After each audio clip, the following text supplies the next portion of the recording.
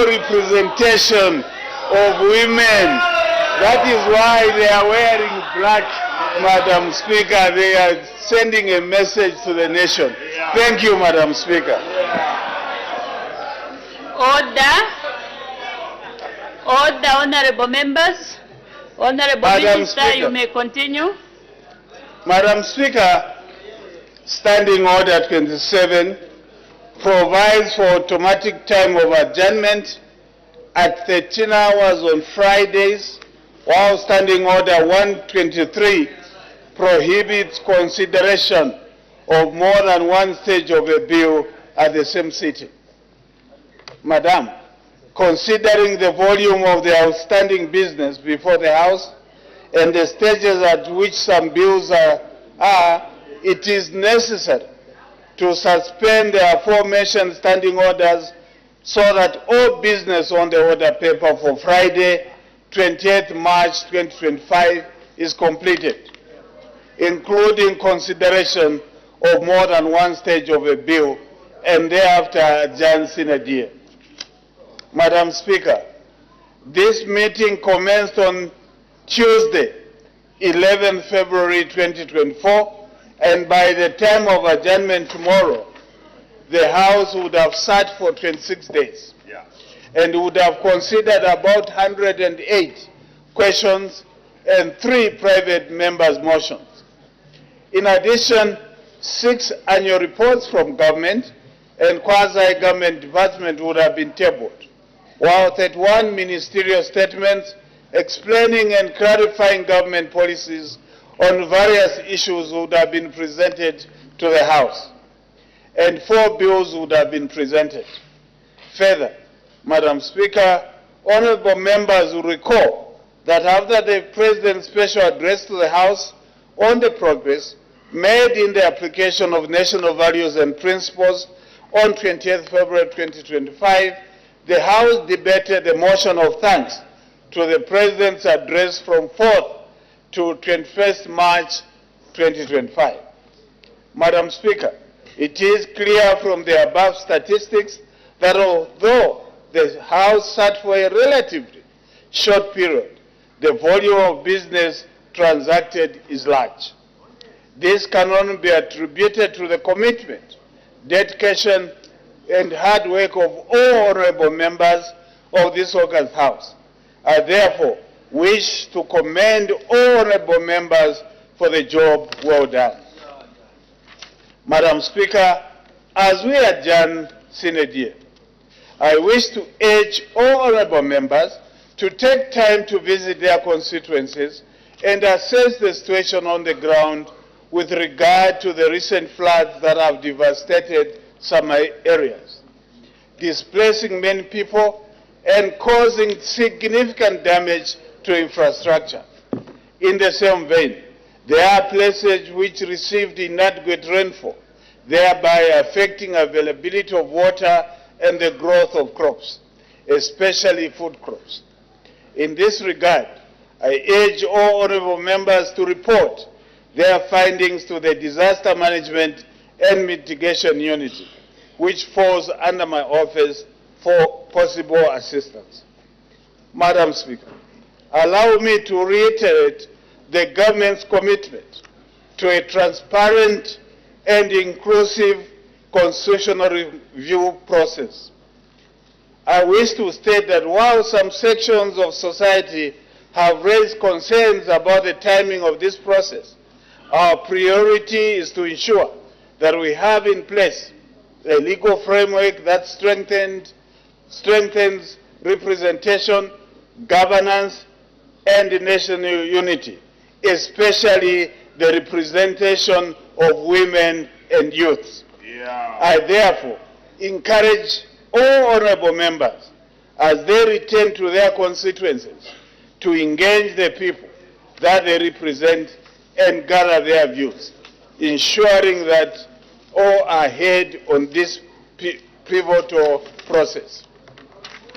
Madam Speaker, having said that, allow me to thank you, the First Deputy Speaker and the Second Deputy Speaker, for the able manner in which you presided over the business of the House throughout this meeting.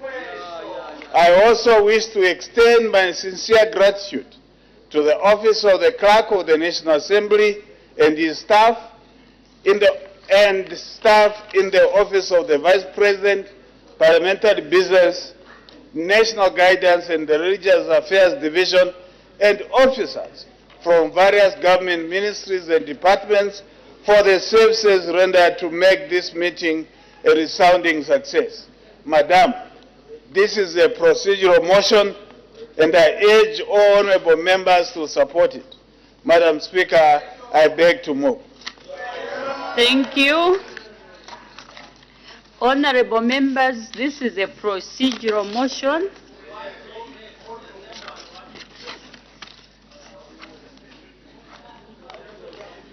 What is your point of order, the honorable member for Zakir?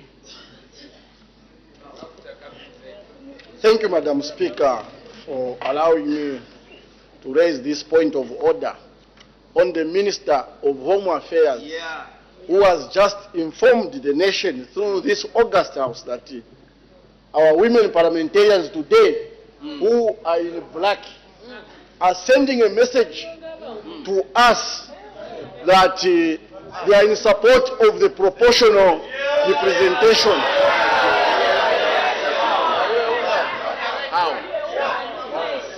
Madam Speaker,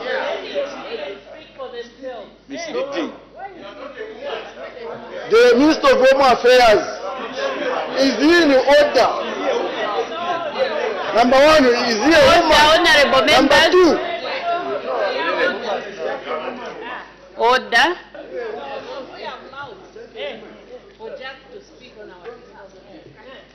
number one, is he a woman to speak for them when they have mouths to speak? Number two, is he in order to mislead one himself, this August House, and the nation, when he knows that this Regalia, they are launching a crunch where women parliamentarians who have got small children, where they will be keeping their children instead of the car.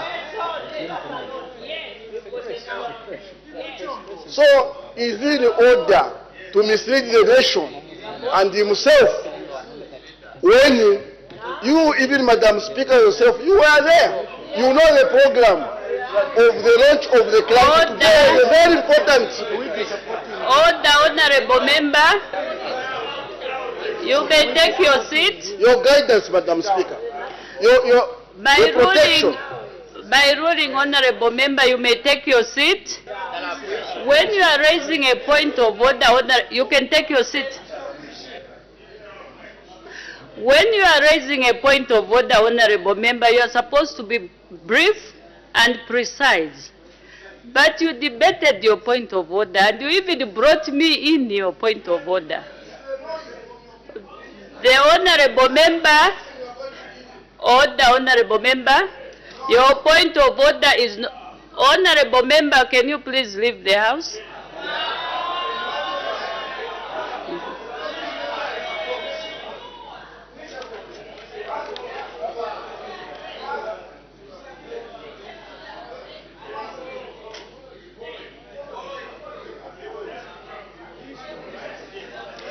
Order, honorable members. Any further debate?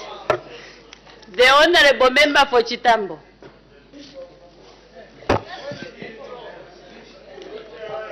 Madam Speaker, I'm so grateful to be given the opportunity to debate on this procedural motion today. Madam Speaker, this is a rare moment that normally comes to this House, and I'll use it to the advantage of all members in this House. Madam Speaker, indeed, like the move of the motion has said, it's non-controversial, and this is just a procedural motion that we must agree to. Madam Speaker, in agreeing to this motion, I want to stress some points that are very important as we adjourn. Firstly, Madam Speaker, is to appeal to the executive that a session like this one, which is called a legislative session, we must utilize it very well, because, Madam Speaker, to bring bills at the close or at the end of a session puts your members into a lot of stress. And this is how come, Madam Speaker, we end up passing laws which we regrettably bring back for amendments. And people out there start calling members of Parliament as people who don't read. It is my appeal, Madam Speaker, to the executive that in future, let them time the bills. Let them bring bills when there is enough time for members to have ample time to study the bills and agree to them in earnest, other than to hurry them. Can you imagine tomorrow we shall be passing bills, some of them in 2 stages, because members will be tired, they will just be saying yeah, yeah, yeah to everything. It is my appeal, Madam Speaker, that the executive should work extra hard to ensure that bills come on time. Another issue, Madam Speaker, is we've got a huge burden on our heads. Yesterday, the Minister of Justice brought some issues which are very important to Zambians and to this House, which are amendments to the Constitution. And she told us to go to our people and consult. Madam Speaker, this is not an easy task to be done. Your members would need assistance from the executive for them to go and carry proper consultations. They will need to be assisted, just like any other person if they are given such a task, to go and consult and bring back what people would tell them. They will need to be assisted. Madam Speaker, it doesn't go without saying that akabombana kaviye kamunda. Meaning that for us to do a diligent job and come out with good results, we need to be assisted in terms of logistics for us to work well. Madam Speaker, the last point is the point which the acting leader of government business touched on, where a lot of constituencies have been affected by floods and people have been moved or they've drifted. It is very unfortunate, Madam Speaker, that we only have one section of government which looks at the whole country. And I believe that they are overwhelmed as we speak. But, Madam Speaker, our appeal is, we're asking them, when they receive such kind of information, they act on it promptly. Madam Speaker, it is from that angle that we know, yes, there's a component in the CDF that deals with disasters. But can you imagine in Chitambo, I have almost about 10 roofs which were blown off. It is my appeal to the government that they should up the money for disasters. And I know that very soon there will be Kuomboka, Madam Speaker. To that, Madam Speaker, include your members as you go there to escort you, so that we show the one Zambia, one nation. Madam Speaker, I'll also be going to go and see what happens there at Kuomboka. Madam Speaker, accommodation I would want it from the Honorable Member for Mwand.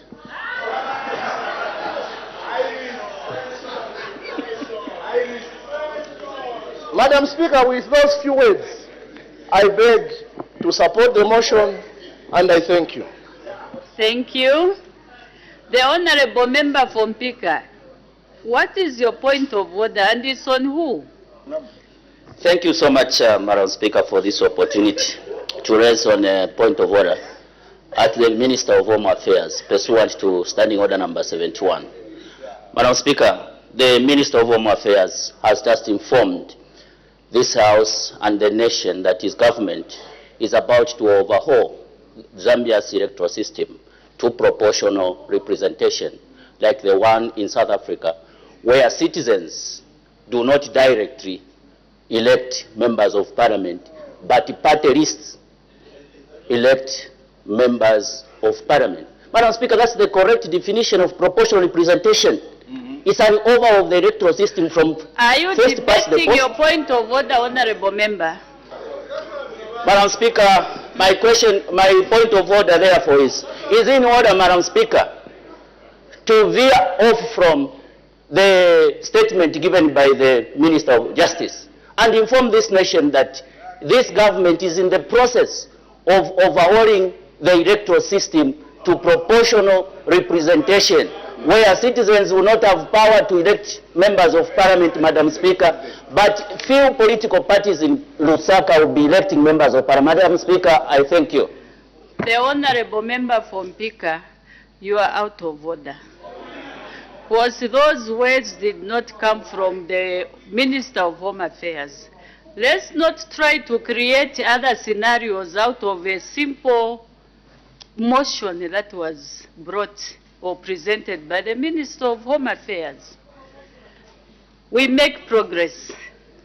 The Minister of Home Affairs and Internal Security, oh, I'm very sorry, the acting leader of government business wind up debate.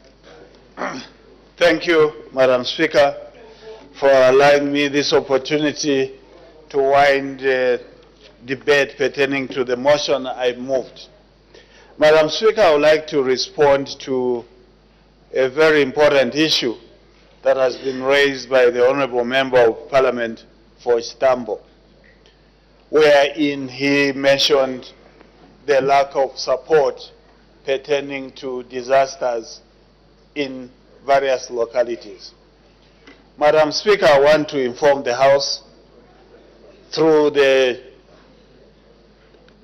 issue raised by the Honourable Member of Parliament that His Excellency, the President of the Republic of Zambia, Mr. Hakainde Hichilema, due to his foresight and consideration, he did not lift the declaration of the national disaster he had declared.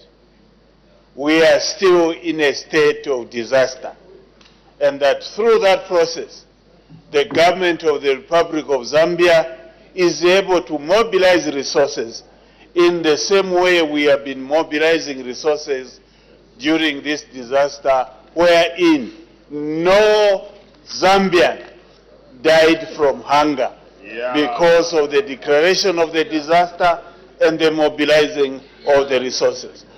Through that process of declaration of a disaster, we will ensure that we take into account the damage to infrastructure in various localities. We will take into account that issue as we have stated. Please inform us of those disasters in your jurisdiction, and we'll be able to find solutions together with yourselves. Madam Speaker, I would like to thank all the members for the support they have given. Thank you, Madam Speaker. Thank you.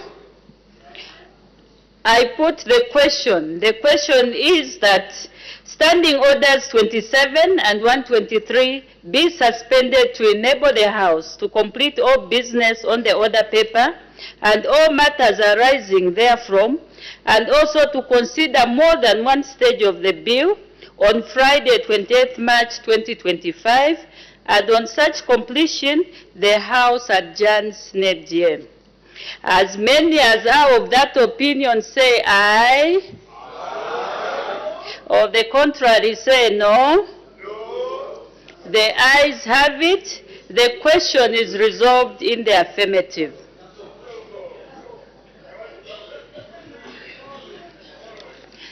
I have permitted the Honourable Minister of Mines and Minerals Development to present a ministerial statement. The Honourable Minister of Mines and Minerals Development.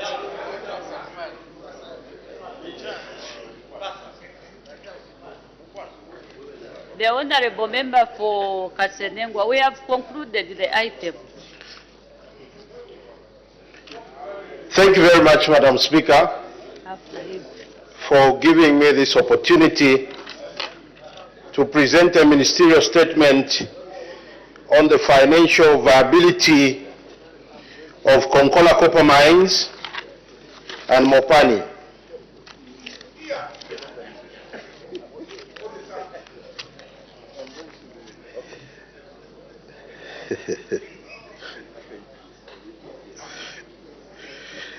As you are aware, government through ZCCM Investment Holdings, Madam Speaker, brought on board a strategic equity partner, namely International Resource Holdings, into Mopani in 2024 to inject capital and stabilize the operations of Mopani. Similarly, in 2024, ZCCMIH brought on board Vedanta Resources in order to revamp operations and continue the development of KCM to ensure its sustainability. In the case of Mopani, among the key issues agreed upon in the agreement... Members, order. Can we please lower our voices? We want to listen to the ministerial statement. Honorable Minister, you may continue. In the case of Mopani, among the key issues agreed upon in the agreement between IRH and ZCCMIH include a total investment of $1.1 billion, of which $220 million was for dismantling of arrears to suppliers and contractors. As for KCM, the agreement between the two parties, namely ZCCMIH and Vedanta Resources, among others, involved $1 billion investments and an additional $250 million for dismantling arrears to suppliers and contractors through a scheme of arrangement. Madam Speaker, following these agreements, there has been developments at both Mopani and KCM regards to operations, investments, payments to suppliers and contractors of goods and services and other areas in line with the agreements. Up to date, Mopani has injected capital investments as follows: cleared legacy debt owed to Glencore amounting to $400 million, and outstanding dues amounting $220 million to all contractors, including Kitwe and Mufrila councils, and funded a 2-yearly major smelter shutdown amounting to $30 million, and funded oxygen plant breakdown from 21st November 2024 to 20 March 2025 amounting to $130 million. In addition, IRH has disbursed $50 million as at March 2025 as part of the pledged investment amount towards operations of Mopani. This amount is currently sitting in the local bank account. This represents, Madam Speaker, out of the $1.1 billion which they are supposed to invest, so far they have done $830 million from the time IRH took over the mine. Madam Speaker, in terms of production, Mopani has increased its ore production by 14% and 23% in terms of copper content processing, respectively. In addition, Mopani has increased the smelting of copper concentrate by more than 100%.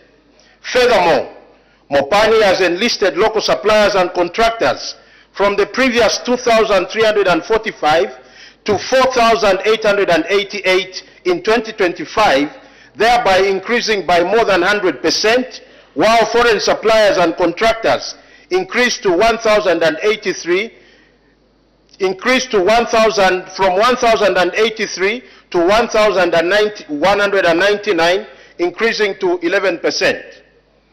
In terms of employment, Mopani has increased the number of direct jobs from local people from 5,752 in 2024 to 6,641 in 2025, representing a 15% increase.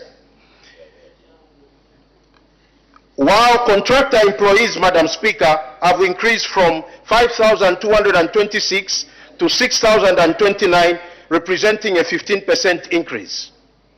Madam Speaker, As of February 2025, Mopani has cleared supplier payment as follows. A, labor service contractors involving 40 suppliers at a total cost of $788,000. B, small suppliers with balances below $10,000 involving 135 companies at a total cost of $621,141.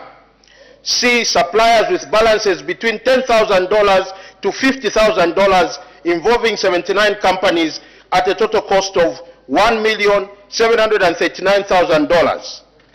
And D, suppliers with balances above $50,000 involving 58 companies at a total cost of $7,767,000. These accounts are currently overdue by more than 45 days, and Mopani has put in place a plan to progressively clear the payments by the end of April 2025. Madam Speaker, over recent months, Mopani has faced challenges which has exacerbated delays in meeting the obligation to suppliers and contractors. The operational challenges encountered have impacted payment schedules. These challenges have also contributed to the financial strain Mopani has faced over the past several months. And the challenges are as follows, Madam Speaker. A, planned 2-year smelter shutdown. A 57-day smelter shutdown from 17th June to 19th August 2024, significantly impacting Mopani's revenue generation, and during this period, IRH provided $30 million to sustain operations. B, unplanned smelter shutdown. Shortly after the smelter is reinstated, Madam Speaker, an unexpected oxygen plant failure on 21st November 2024 forced a 3-month shutdown lasting until 20th February 2025. The prolonged stoppage severely curtailed copper production and revenue generation. Again, IRH came in to support Mopani with $100 million during this period. C, impact of power restrictions. The operational difficulties were compounded by power restrictions imposed between 17th September and 8th October 2024, which further disrupted production activities. As for KCM, Madam Speaker, which was officially handed over to Vedanta Resources in August 2024, they resumed full operations across all 4 business units, namely Konkola, Nampundwe, Nkana, Nchanga, with a combined average production of 5,500 metric tons per month. I want to emphasize this point, Madam Speaker. KCM, when it's at par, when it's normal, is supposed to do in excess of 20 to 25,000 metric tons per month. Now it went down to 5,000 metric tons per month, which meant that there was serious loss of revenue and activity on the mine, and that's why we saw that depression on the copper belt. But as of December 2024 to date, average production, Madam Speaker, has increased to 8,200 metric tons per month, signifying a steady progress. To date, KCM has allocated $50 million for asset improvement, with an additional $74 million planned for injection in July 2025. Furthermore, $206 million is earmarked for investment by end of 2025, in line with the implementation agreement and KCM strategic goals.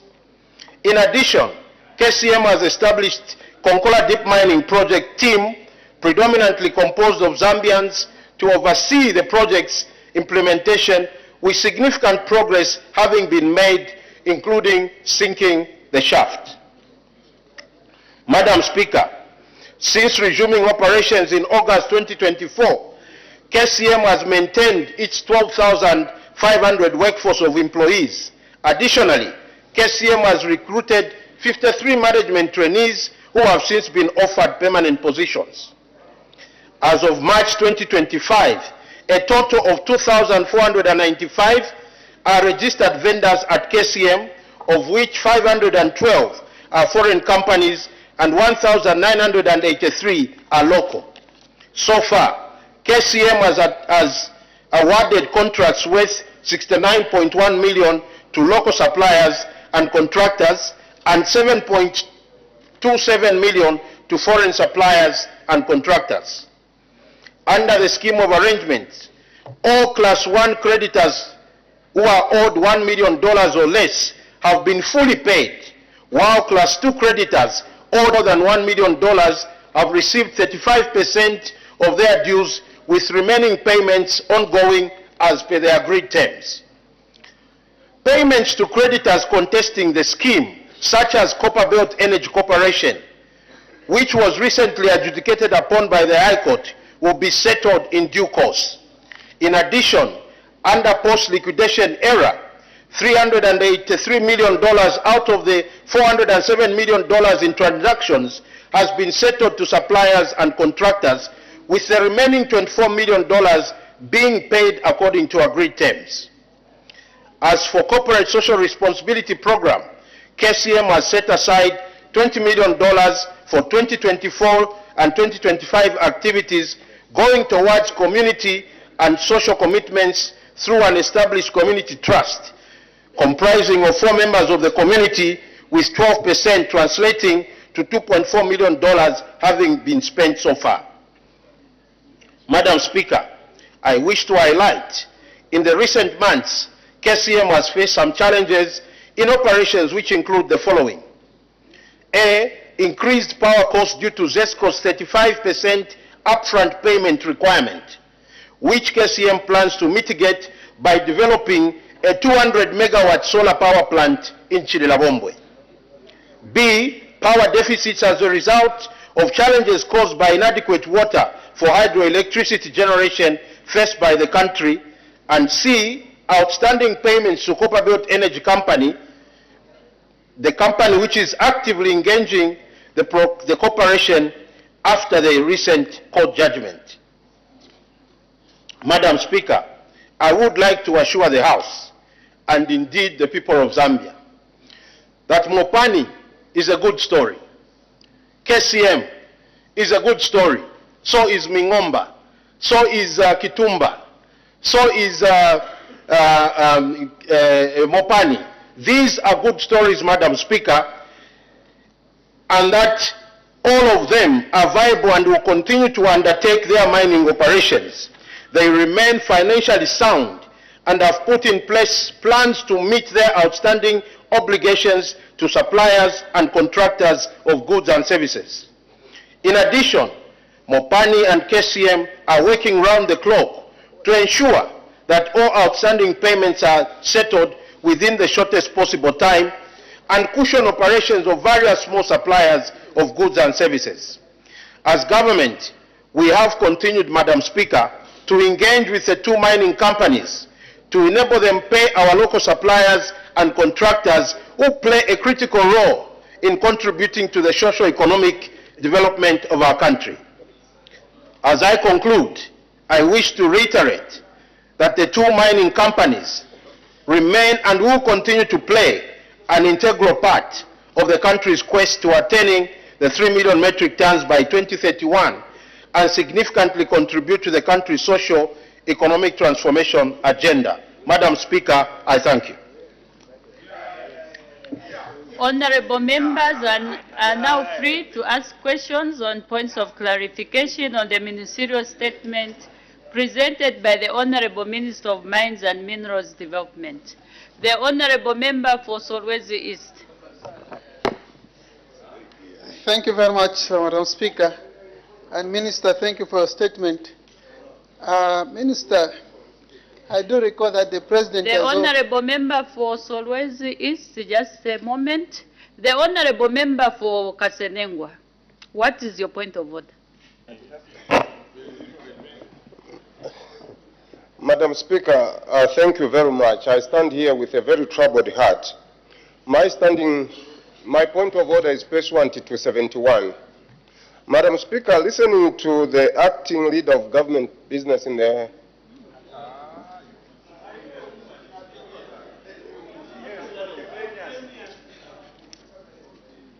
Madam Speaker, Sorry for that interruption.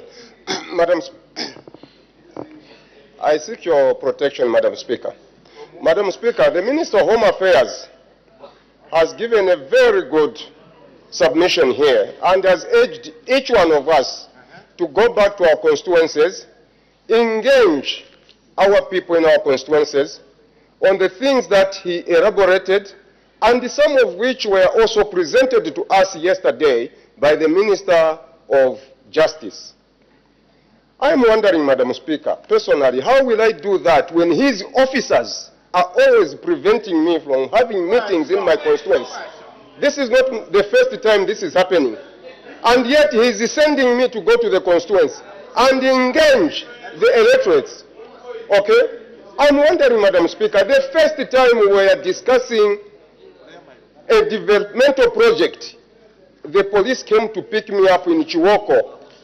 And last year, the same government which prevented that developmental meeting came to officiate that health post. Last year, December, we were having a meeting where we are building a school this year to agree with the community. The police came to wait for me until I finished that meeting, and they gave me time. My question, Madam Speaker, is why is that minister sending me to go and engage the people in the constituency when at the same time he is sending his officers to come and prevent me from having those meetings? Now someone said one who preaches what he cannot practice is what? I seek your guidance, Madam Speaker. Thank you for that point of order. Honorable members, we have to make progress. There is no way we can spend, is it half of the time just raising points of order? We've got a lot of work before us that we have to finish.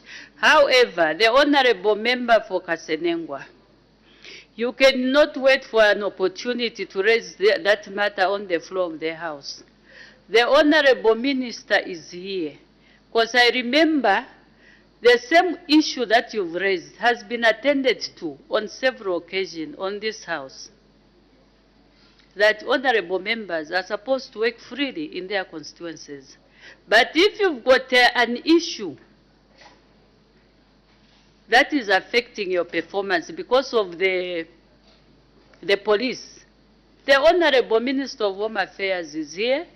You can actually visit him at his office so that you iron out those issues before you go back. Because for sure, the members of the public in your constituency, they would like to see you. You have to work in your constituency. You have to give information. So the Honorable Member for Kasenengwa, please, can you visit the office of the Minister of Home Affairs so that you are protected, so that you'll be able to do your work. The Honorable Member for Chama North. Thank you, Madam Speaker. Thank you, Minister, for that ministerial statement.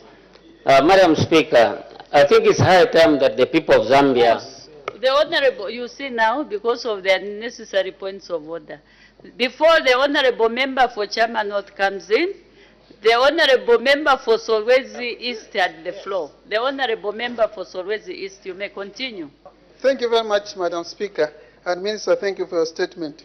Minister, I do recall the President actually advocating for settling mining issues outside the courts of law. Now we see that in your statement you have stated that there has been an issue with CEC, and the mining in court.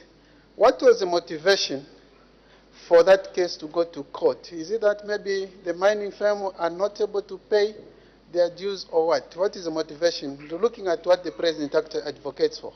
Thank you. The Honorable Minister of Mines and Minerals Development. Thank you very much, Madam Speaker, and thank you, Honorable Member. Very important question. So, what happened, Madam Speaker, between Copperbelt Energy and KCM, which necessitated, I think, the action that you are referring to, is that Copperbelt Energy Corporation had a legacy debt which was occasioned during the liquidation period. Now, when Vedanta was coming back, they had proposed that there would be a scheme of arrangements.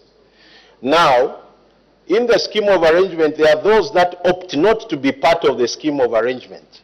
So the debt that CEC has been chasing, is not a debt that has been accrued by the current Vedanta.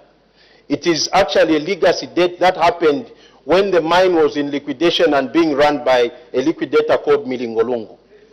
So, when Vedanta came, and you know who was running the mines at that time. So, when Vedanta came, they proposed in the agreement that there will be a scheme of arrangement and everybody who will be in the scheme will be paid according to the agreements in the scheme.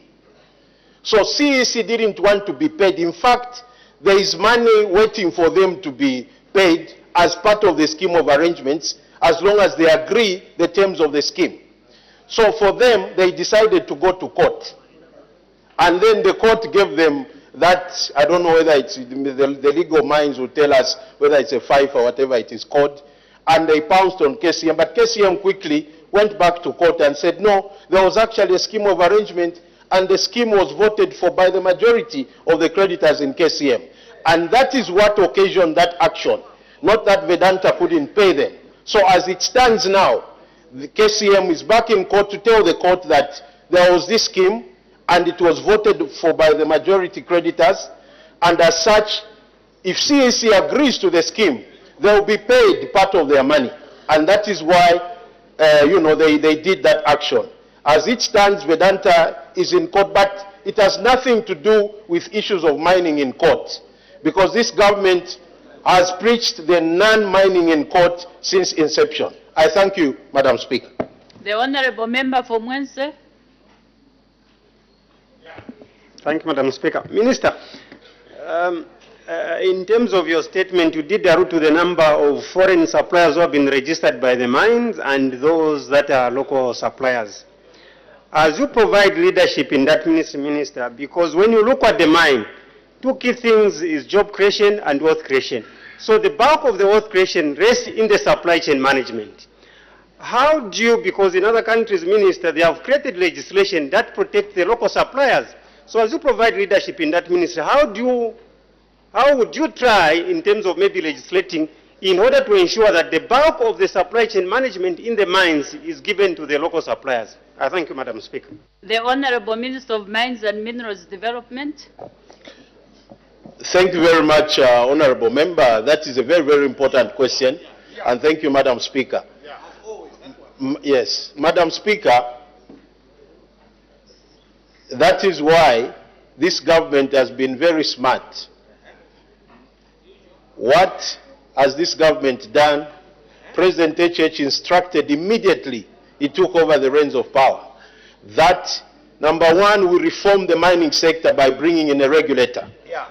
Very important. Number two, we put in place a geological and minerals development bill wherein sits what you are referring to, Honourable Member, the local content. So, and that, if you've seen, we are smartly moving. As we reinstate, we are also reforming, so that we are not a government that will just speak by word of mouth, because we know that a businessman by nature will only obey if there is a legal framework compelling them to do what we want. And that is why yesterday we passed the Geological and Minerals Development Bill into report stage today, and hopefully third reading, and hopefully the President assents to it, so they'll run side by side. And when they run side by side, the Minister of Mines, whoever substantive Minister of Mines is, writes an SI to compel, and that's what we are targeting, because we do understand that benefit from the mining sector is not only through taxes, it's not only through direct jobs, but suppliers, contractors. But we also want to create a threshold. We just don't want to say, Mopani, please give money or jobs to our people. We want the law to compel them. And this is what we are doing. And believe you me, at the top of this government, President HH, as they have the political will to do that. I thank you, Madam Speaker. The Honourable Member for Mukushi South, why can't you ask a question? Because the Honourable Minister is still on the floor. The Honorable Member for Chairman.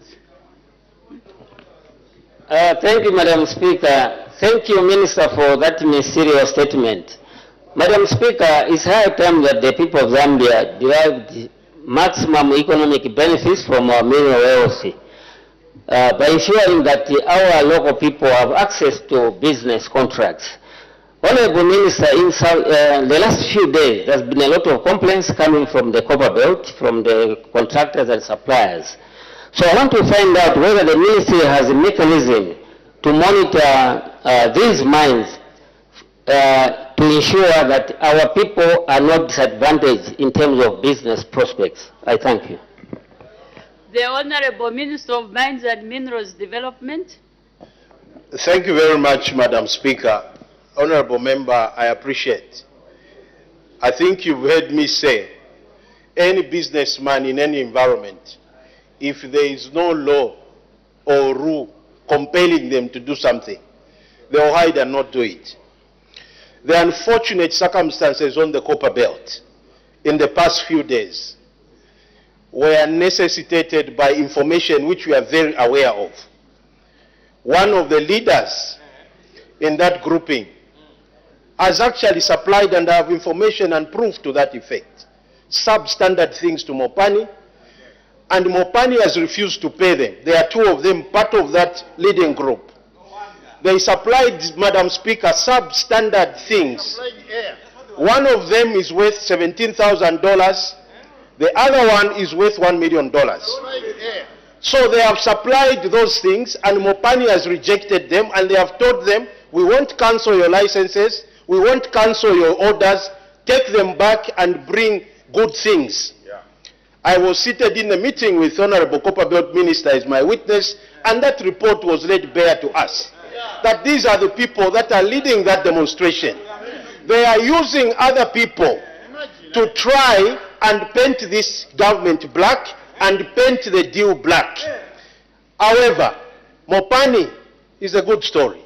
And Madam Speaker, Mopani will change the fortunes of the copper belt with the laws that we have put in place. So, Honorable Member, we are well aware of what necessitated those kind of protests, and we'll get to the bottom of it. I want to assure our suppliers and contractors on the copper belt, look at the laws that we are putting in place. Thank you, Honorable Maveta, for yesterday producing what this Parliament has done in terms of the local content bill. That is targeted, Honorable Member, at what you are saying. So, it is laws that must be put in place to compel these people. It's not by word of mouth. If I stand on the rooftop, I think I've been standing from 2021 to date, give local suppliers jobs, give local contractors jobs, but we knew that behind the scenes,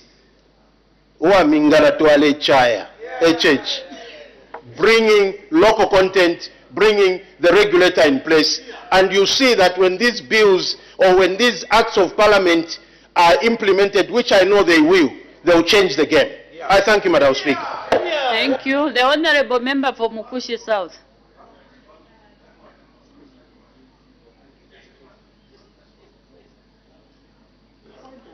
Thank you, Madam Speaker. My point of order is pursuant to 141. A presiding officer may exercise discretion over the taking of or allowing a point of order. I therefore seek for allowing me to raise a point of order, Madam Speaker. You may continue. Thank you, Madam Speaker. Madam Speaker, this country is very well aware that we have youths that are unemployed. And in as much as government is making efforts to create employment, everyone is happy. But employment must also go with qualifications. It is important that when we are dealing with the health of human beings, we have to look at qualifications. My point of order, Madam Speaker, is on the Minister of Health. Madam Speaker, in our community, we have what we call community health workers, trained community health workers. And these community health workers are doing a lot of job.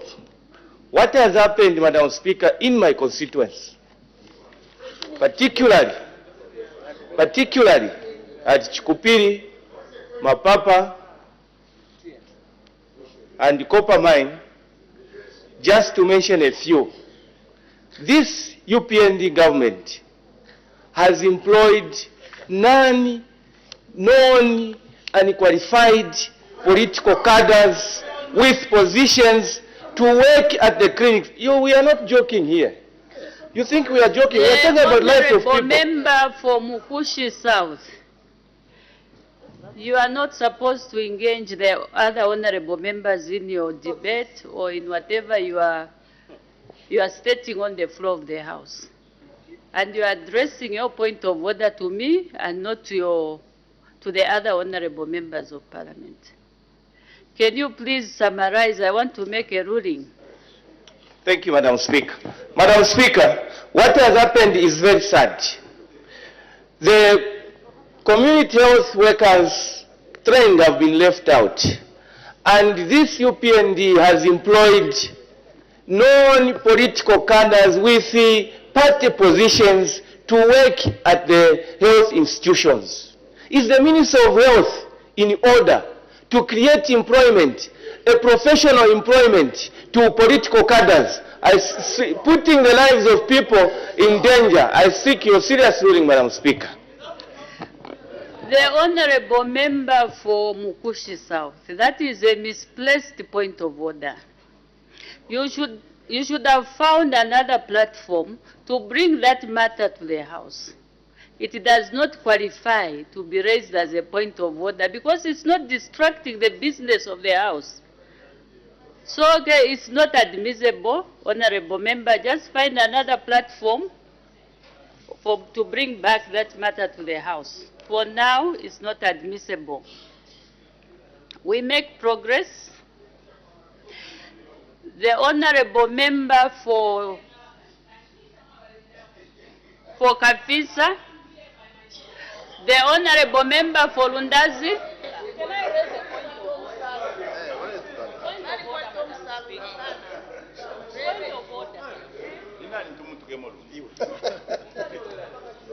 Order, honorable members, order. I've given the floor to the honorable member for Kafisa. The honorable member for Kafisa, you may proceed. Thank you very much, Madam Speaker. Madam Speaker, first of all, I want to thank your office for directing the Minister of Mines to come and issue this ministerial statement, which was prompted by my urgent matter.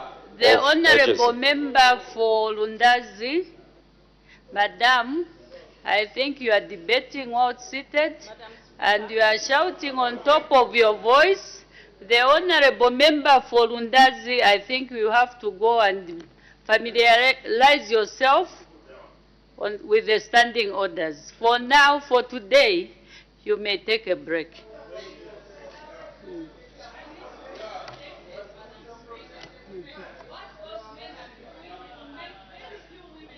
The honorable member for Lundazi, please leave the House. There is a better way of bringing your grievance to the House. The honorable member for Lundazi.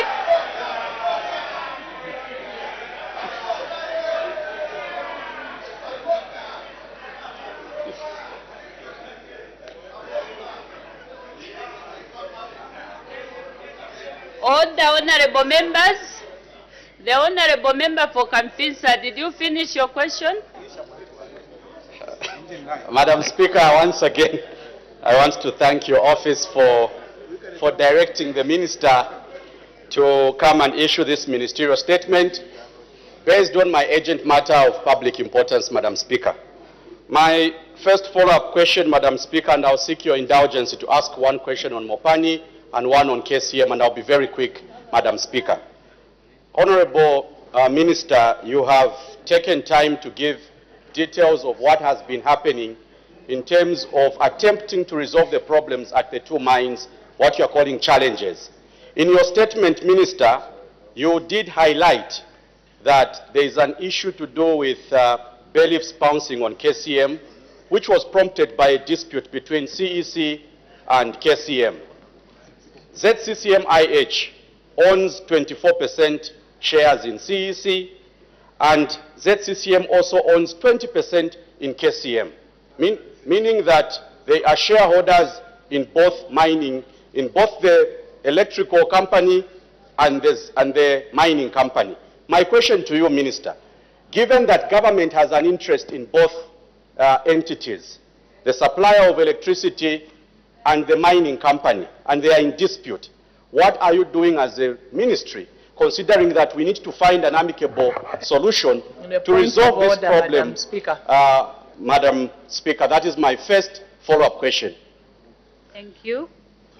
Point of order, Madam Speaker. The Honorable Minister of Lands and Natural Resources, what is your point of order? Madam Speaker, first I want to apologize to my young brother for Kafinsa for interrupting him. It's not my fashion, but I rise on a serious point of order. I want to quote Article 71, which makes us members of Parliament, we are always guided that we must bring issues here that are factual. I'm concerned about a point of order which was raised by one member of Parliament who is talking about people working in a hospital, in a clinic, who are not qualified but cadres. It's a very serious point of order which is being brought deliberately and falsely so to mislead the Zambian people. Madam Speaker, it's very important that some of these issues are clarified, because health is not a sector to play around with. The point of order is he in order to lie that people that have been employed are cadres? When, Madam Speaker, you know very well that we had workers who were general workers during cholera, and the President directed that those people should be employed as general workers. These are sweepers. These are gardeners. So it is misleading to say that people have been employed to work as professionals who are cadres, because people get scared. I ask, Madam Speaker, that this matter be clarified. Thank you. Thank you, Honorable Minister. However, according to the rules of the House, we cannot raise a point of order on another point of order. And moreover, I didn't admit that point of order. I clearly mentioned that it was a displaced point of order. It does not qualify, it didn't qualify to be raised as a point of order. So we make progress. The Honorable Minister of Mines and Minerals Development. Thank you very much, Madam Speaker, and thank you very much, Honorable Member, for Kafinsa. A very, very important question. That, in fact, government is 36% into CEC. When that unfortunate incident happened, we are all taken aback that one CEO, because you know that we only make decisions as government at board level. So I think one very overzealous CEO tried to disturb, because KCM, we are part of KCM, Zambia, and government is part of KCM. So these issues could have even been discussed away than disrupting an investment which we, all of us here, we wanted to succeed for the sake of our people. So really, it's a very important observation which we also made as government, that honestly CEC could have done better. So Madam Speaker, internal, disciplinary measures are being, instituted so that such things do not happen in future, which may, as a consequence, embarrass all of us. I thank you, Madam Speaker. The Honorable Member for Kantanshi.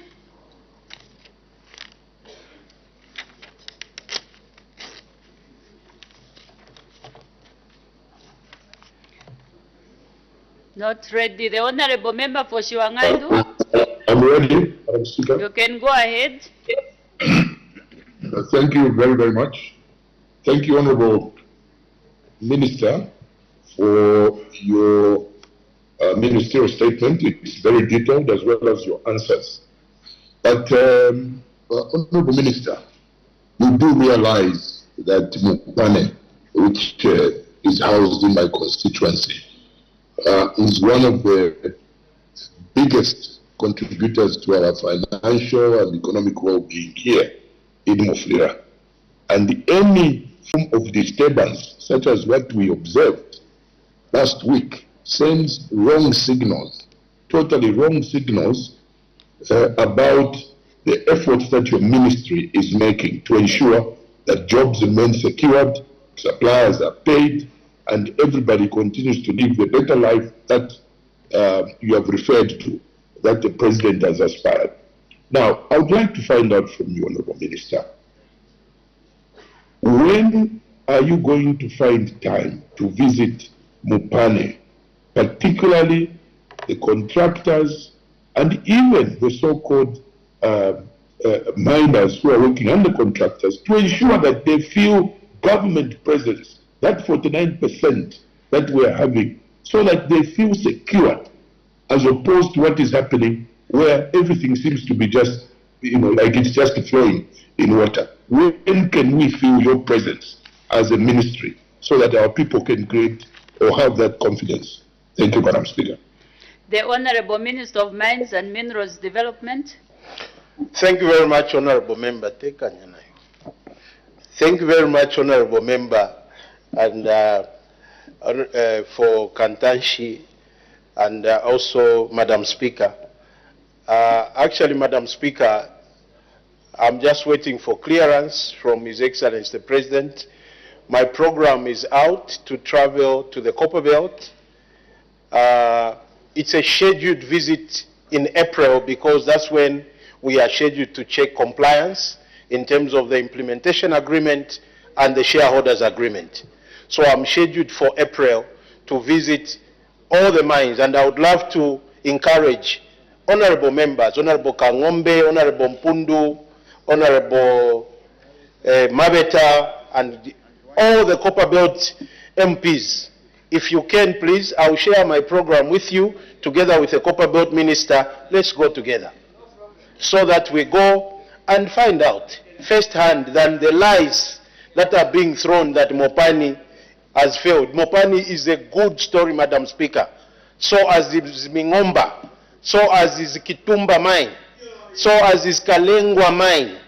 All these, Lubambe, in fact, Madam Speaker, in May this year, President HH is going to Chilabombwe to commission shaft sinking at Lubambe. And Madam Speaker, just to emphasize this point, if you are to sink a shaft in any jurisdiction, you must be sure of the policy environment and stability in that economy. Because shaft sinking, you are basically digging soil and not getting anything, but it's a huge investment. So it requires that you know that there is predictability and stability in this economy, and that your money will be recovered when you begin to produce. So, Madam Speaker, this economy is on the upswing, and mining still remains the backbone. Madam Speaker, amidst very difficult conditions in 2024, we have posted positive growth of 824,000 metric tons of copper in 2024. Zambia is on an upswing. What more with the rains now and with all the issues that President HH has put in place in terms of, energy mix, we are going to see, I think, what we need to see in the mining space, and all the mining companies must know that there is now the regulator and the local content law is coming into place, and Zambians will see the benefit. I thank you, Madam Speaker. The Honorable Member for Shiwangandu. Thank you, Madam Speaker. And let me start by congratulating and wishing our female parliamentarians for launching what they are calling creche nursery, where mothers will be taking children. And I hope that includes mothers who are members of staff, as opposed to the insinuation made by the acting leader of House. Madam Speaker, I've been following the responses from the Honorable Minister. And in his responses, he has repeated, I've now counted 3 times, that Mopani is a good story.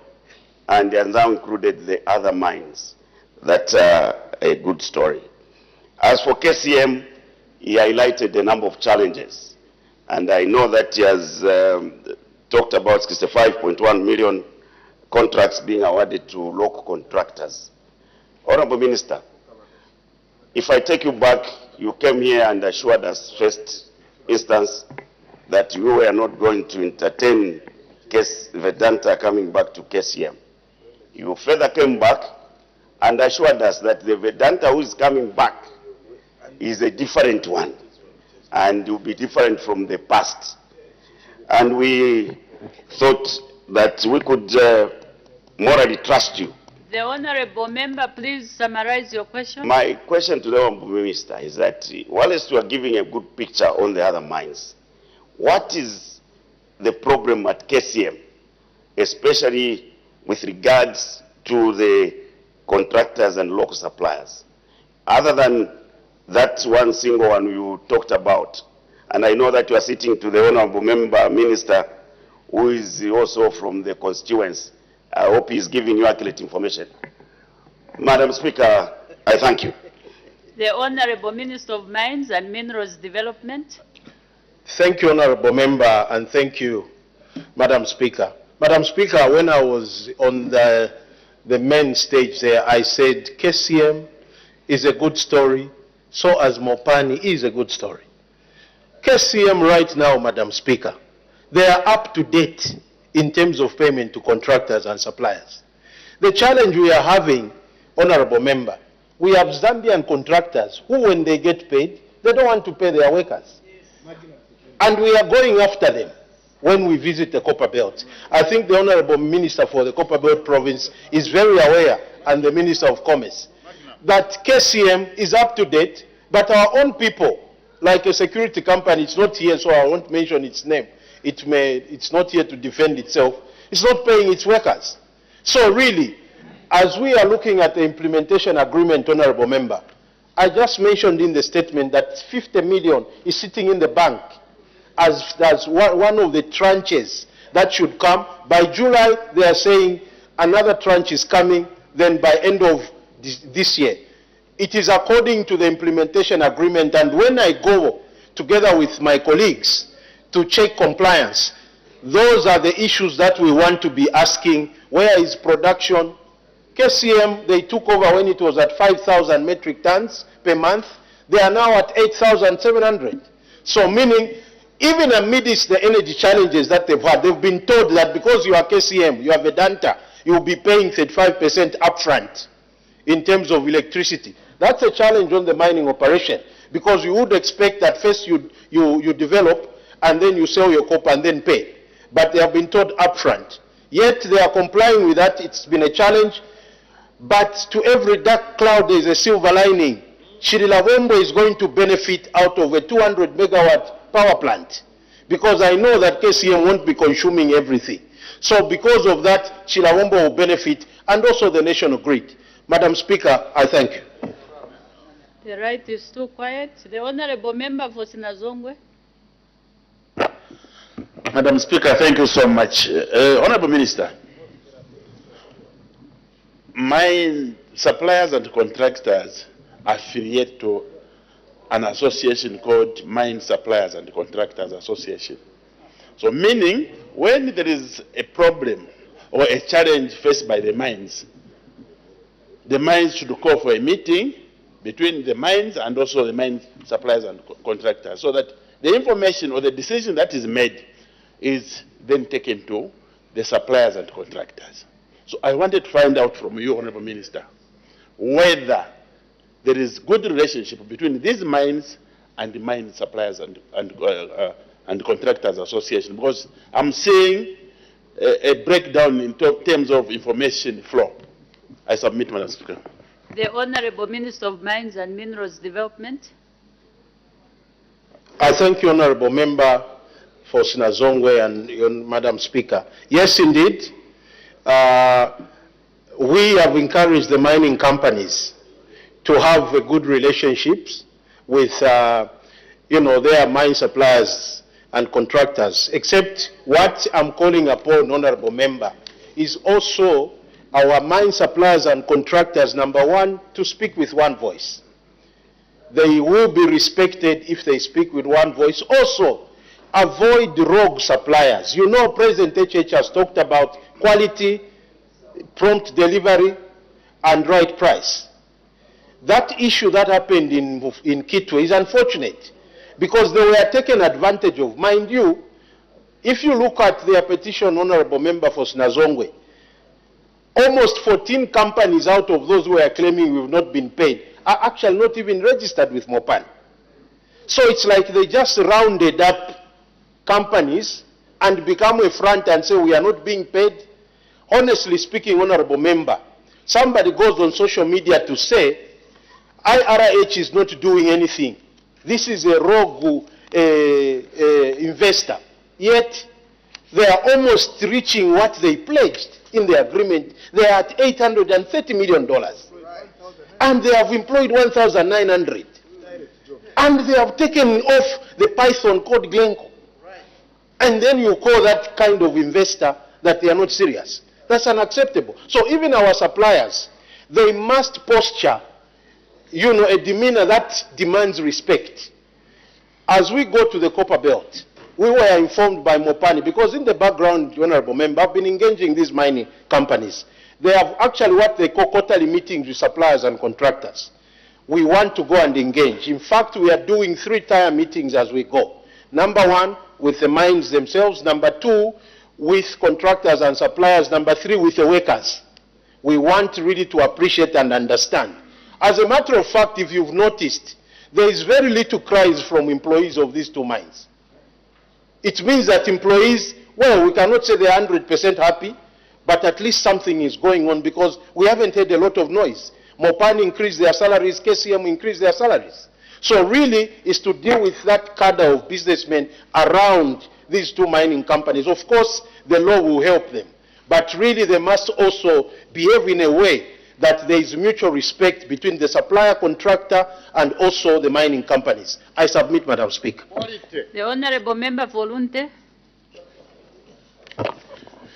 Madam Speaker, thank you so much.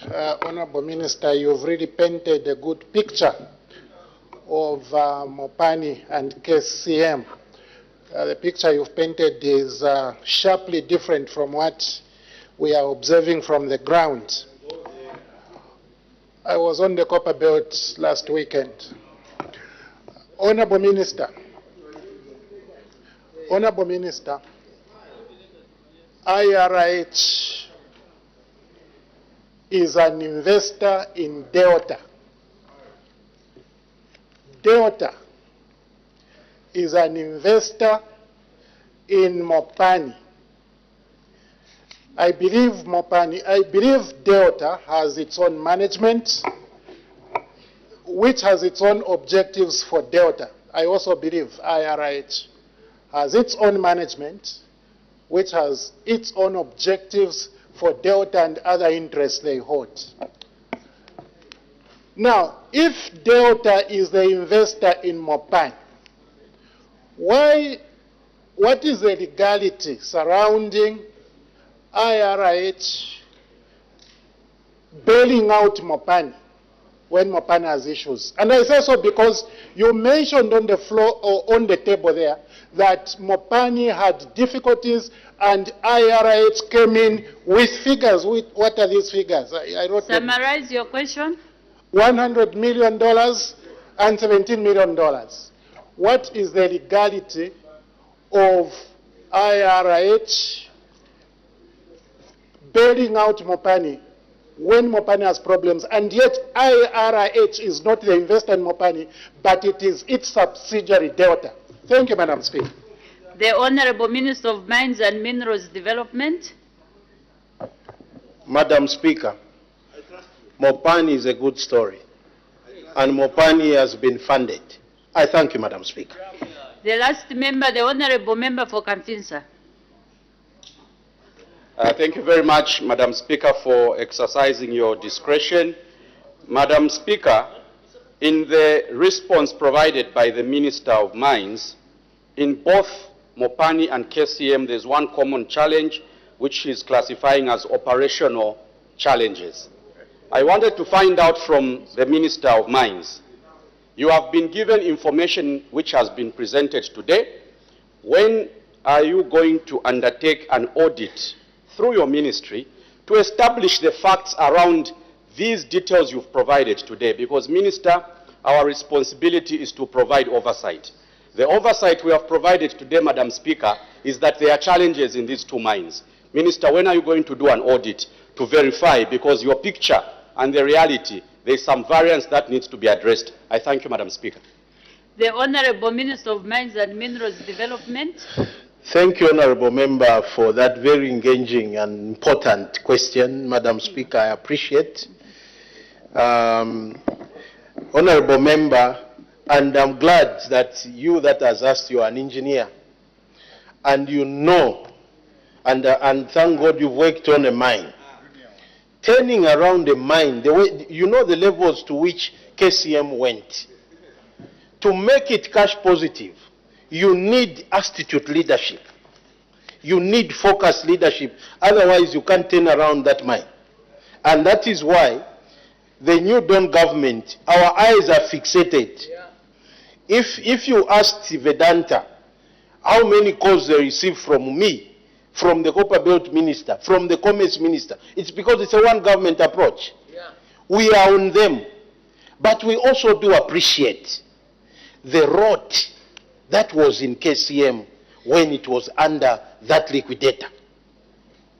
That mine went down, Madam Speaker, from 20,000 per month to 5,000. Now to lift it back to 20,000, including how that the mine, when you go to Konkola, I've grown up on KCM, Madam Speaker. When you go to it right now, you would think there were bombs and people were just ransacking it. So they need to rebuild that mine. So really, the feel on the ground, by the way, both mines, Madam Speaker, are less than a year old in terms of investments that are coming in. So really, even the feel that we have right now, no question at Meaning? But we have tried, Madam Speaker. So, because I want to give context, because I know where that question is coming from, is to balance between the figures that we are shouting and the feel on the ground. Really, what would be important, Madam Speaker, is first and foremost to fatten this cow before you milk it. But really there is a little milk that is coming out.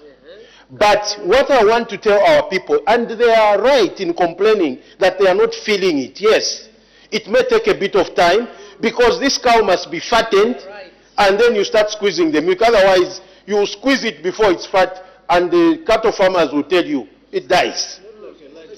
Yes. So really, that's why we are saying these are good stories. And the audit, Honorable Member, to answer your question, as we go next week, we want to be seeing these figures. But I want to assure you, for Mopani, they did even a presentation to us. This figure went to this shaft, you know, the synchronarium shaft and all those things. Yes, every Anderson shaft, yes.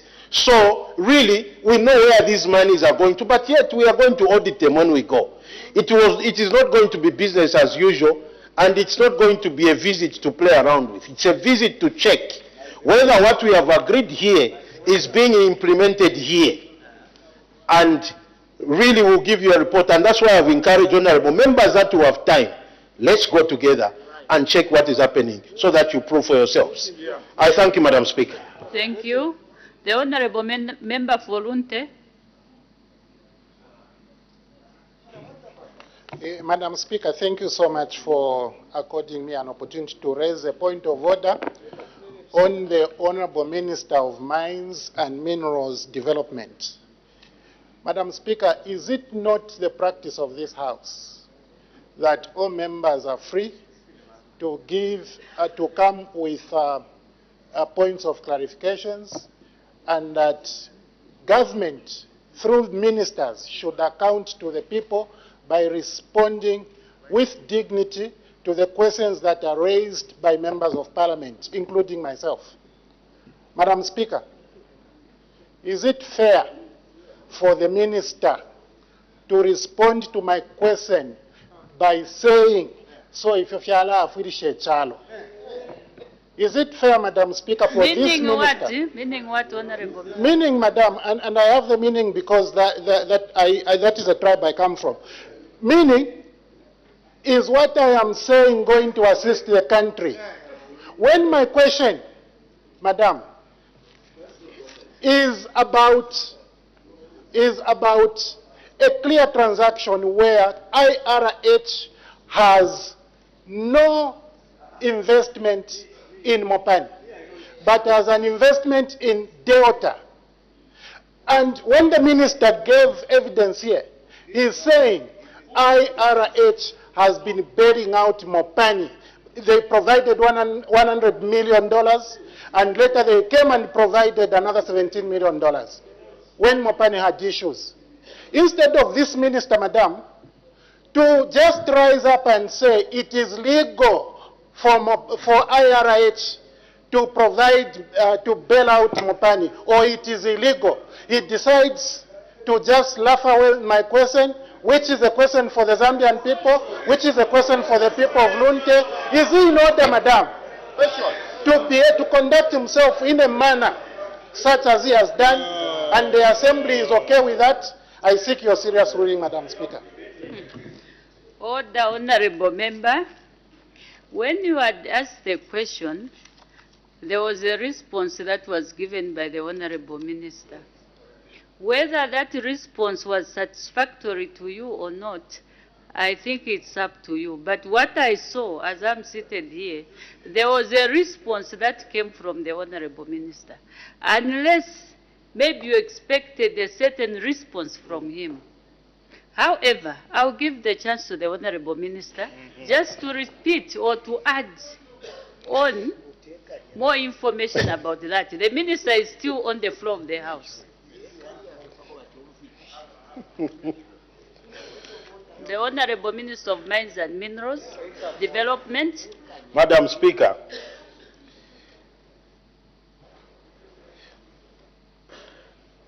if I have a child and that child has a business, and no. This is the presiding officer. She has every reason Order, to give Honorable chance. Member. I know it's a point of order, but the Minister is still on the floor, and is the one that has responded. So let's listen to him to make sure Madam that Speaker, the Honorable Member for Lunte is satisfied. The Honorable Minister may continue. Madam Speaker, and that child has a business. If I help that child, it can either be said I did it, or the child did it herself, but through me. That is basically the relationship between IRH, Delta, and Mopani. That is all. I thank you, Madam Speaker. We make progress. I have also permitted the Honorable Minister of Lands and Natural Resources to present a ministerial statement. The Honorable Minister of Lands and Natural Resources. We are behind time, very much behind time.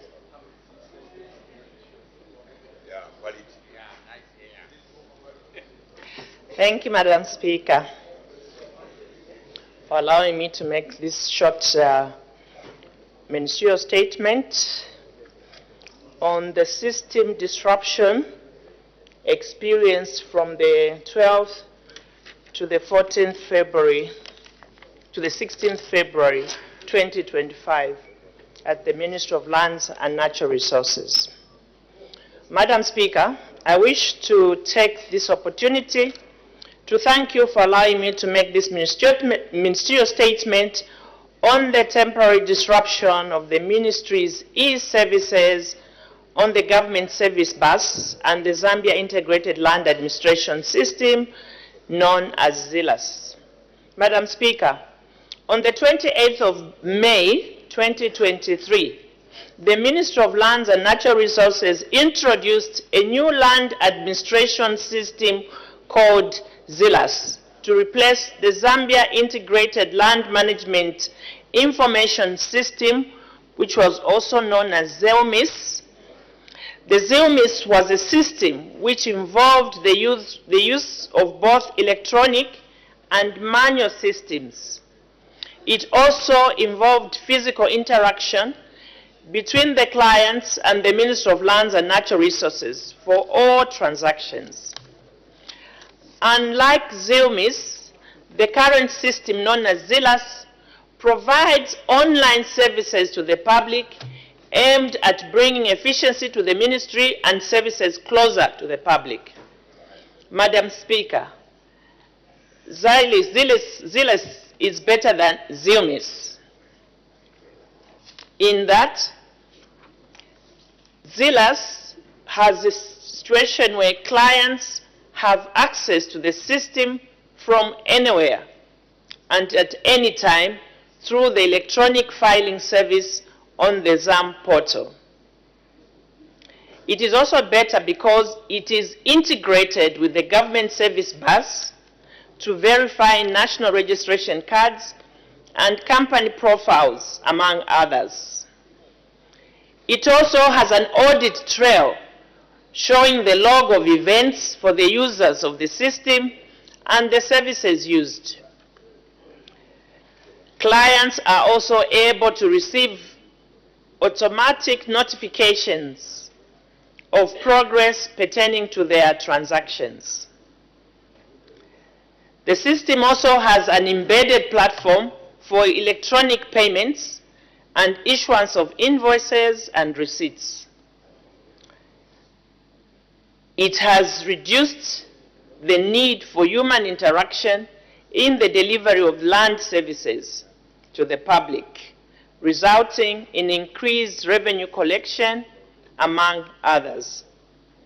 Madam Speaker, although this system called ZILAS has more advantages than the old ZILMIS system, ZILAS has its own challenges, such as the recent system disruption.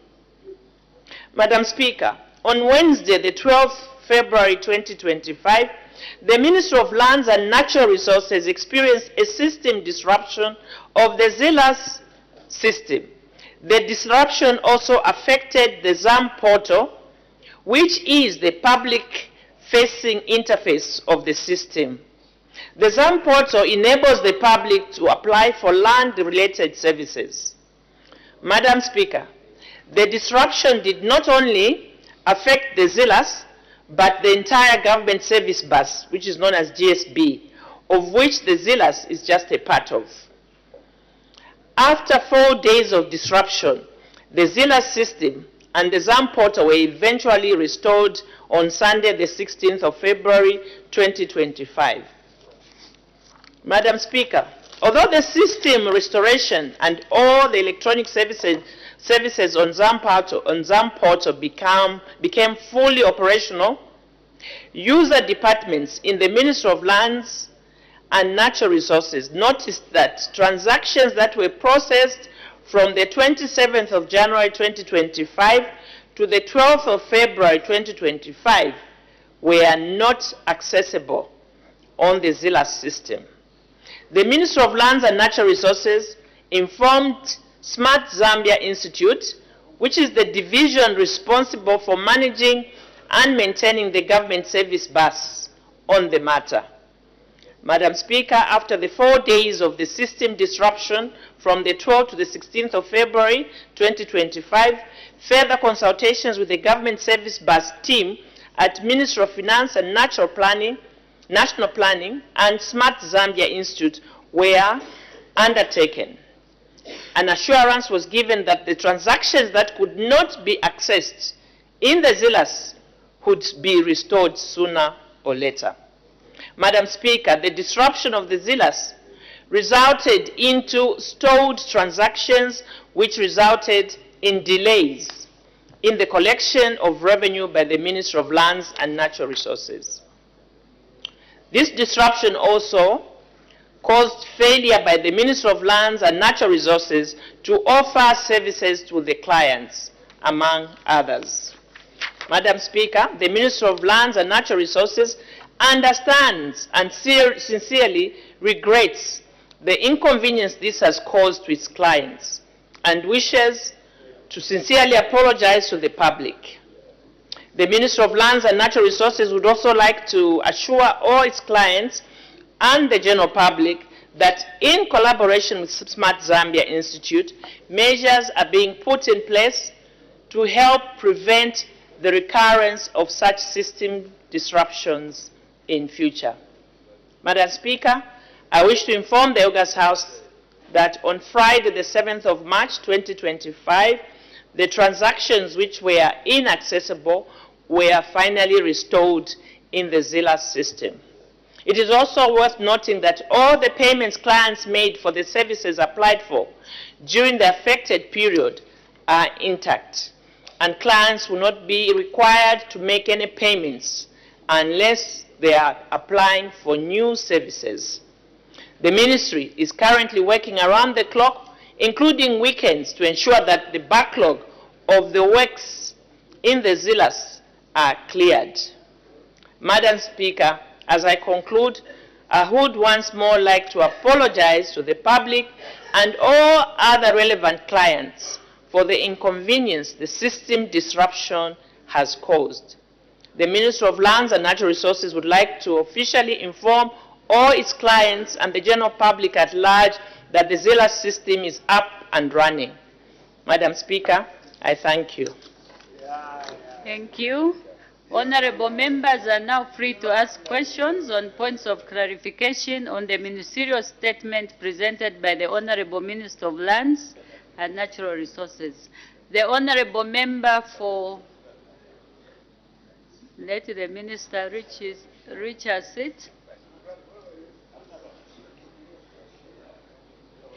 The Honorable Member for Chiengi. Thank you so much, Madam Speaker, and thank you so much, Honorable Minister, for that statement. Madam Speaker, I would like to find out from the Minister, because there was, bear with me, there was a fear that gripped the nation of if the information which was in this system is still intact. Others fear to have maybe, to have lost their title deeds on the system.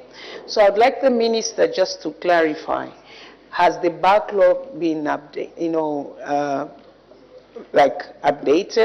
And in the future, are we not going to see anyone claiming to have lost the title deed because of what happened between that period when the system was down? I thank you, Madam Speaker. The Honorable Minister of Lands and Natural Resources.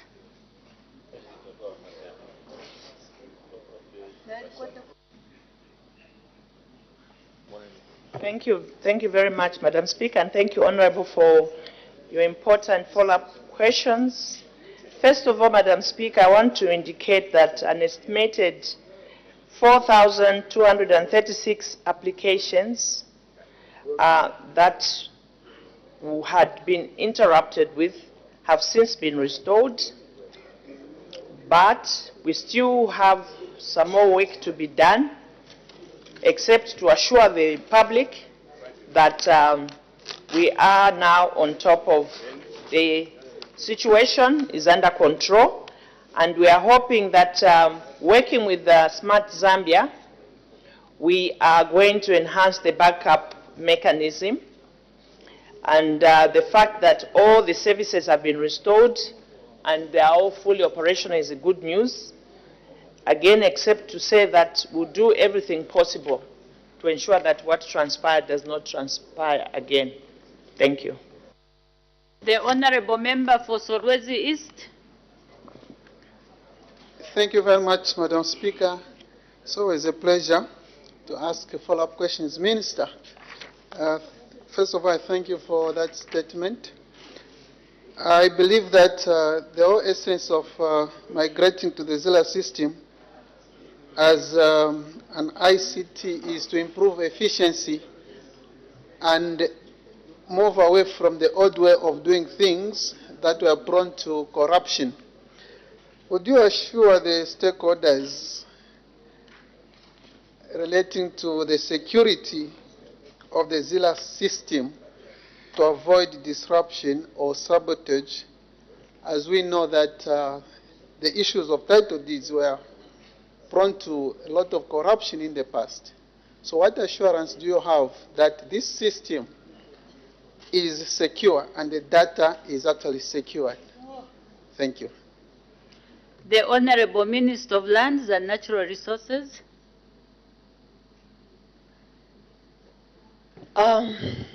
First of all, I want to state that the system is secure. But how secure it is for experts to give those details. I do not want to mislead the House. Suffice to say that it's a good system, and I've already given the advantages that it has in comparison to the old system, but also to state that the important point which most people do not understand is that a transaction which is done online has to have two people responding. So, for example, you put in a transaction, an application, and then we respond, and it takes you 1 week to check your internet or to check the response. You are not aware. There's nothing that we can do, because we can only go to the next stage of the transaction until and unless you have responded. So we have noted that part of the reasons why there are delays is that the other person on the other side has to respond. So when we send you a request or a form and we say sign this form and you don't sign it, we will not proceed. And of course, like we said, this is a system which always tracks every transaction. So if anything goes wrong, we are able to at least tell which officer or which person was logged in and made this entry. So yes, like any system, it will have those challenges that we have talked about, but the good part is that we are able to know who was dealing with that system. So the problem is that we as the Ministry of Lands, we are just the clients that use that platform, but we don't manage it. It's managed by Smart Zambia. And Smart Zambia also maybe has other partners who are also managing it. And then so those technical issues, I may be forgiven for not being very up to tune. As I have said, you know, it's Smart Zambia that deals with all those things, even if we do have an ICT department that assists us. But even that department is not the full manager of the system. Thank you. The Honorable Member for Katombola. I thank you, Madam Speaker, for allowing the voice of Katombola constituency to ask the Minister a question. Honorable Minister, issues of corruption at Ministry of Lands, dating back from the time of Levi Mwanawasa, when he was president, he said the Ministry of Lands smells corruption. We have had situations of lost files. You know, the system, sometime we had a case of somebody's record being deleted by your officers in the system, completely deleted, erasing all the properties owned by a prominent musician in Zambia. How reliable is your system, and what measures are you putting in place to ensure corruption does not continue in that ministry? I thank you, Honourable Minister. The Honorable Minister of Lands and Natural Resources.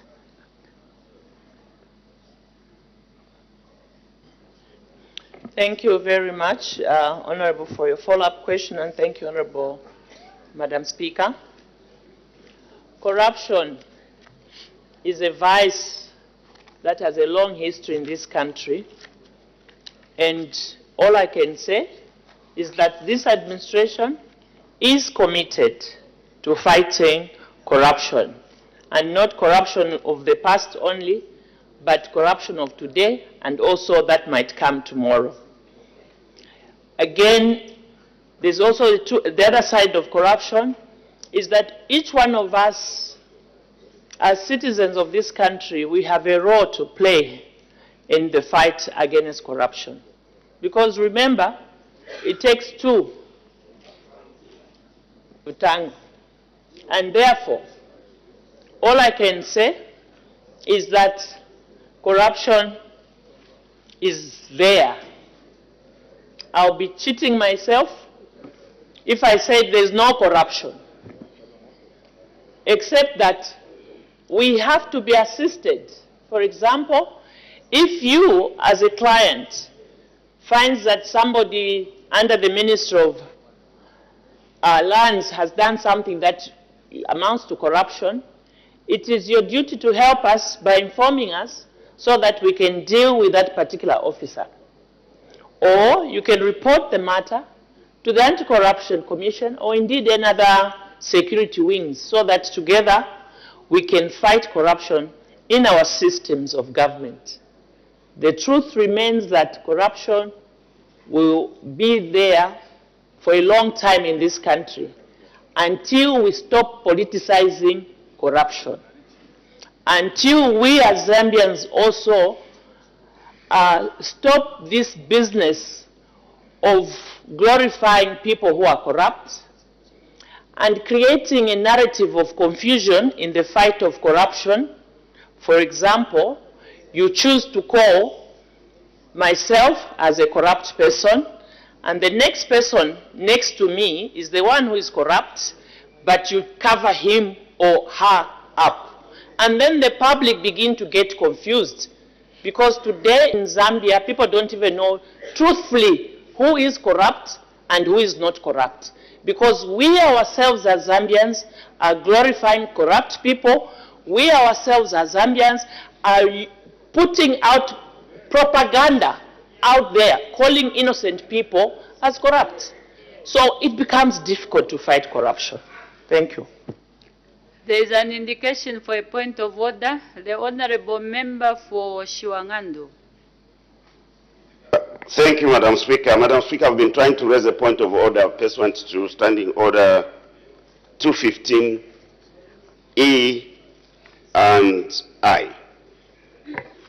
And maybe to make it easier for you, Madam Speaker, I will quote: a member commits an act of gross disorderly conduct if a member, E, uses violence against a member or other person in the House, committee, or within the precincts of the Assembly.